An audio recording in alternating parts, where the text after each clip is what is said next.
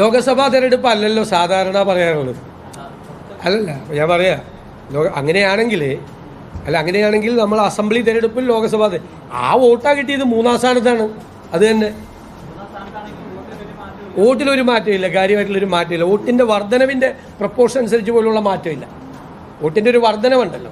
കാരണം അവർക്ക് അന്ന് കിട്ടിയത് 2021 കിട്ടിയത് 36,433, ഇപ്പം 37 സംതിങ്. വോട്ടർ പട്ടികയും വലുതായിട്ടുണ്ട്. അതിൻ്റെ പ്രപ്പോർഷൻ പോലും കിട്ടിയില്ല, അതിൻ്റെ പെർസെൻറ്റേജ് പോലും കിട്ടിയില്ല.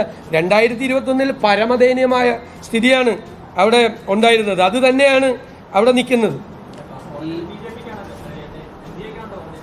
എവിടെ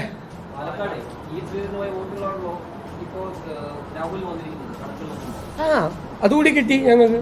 ഞങ്ങൾ BJPയുടെ വോട്ട് ഗണ്യമായി കുറച്ചു. ആ വോട്ട് CPM-ലേക്കല്ല പോയത്, ആ വോട്ട് ഞങ്ങൾക്കാണ് പോയത്, ഞങ്ങൾക്കാണ് വന്നത്. കറക്റ്റ് അല്ലേ?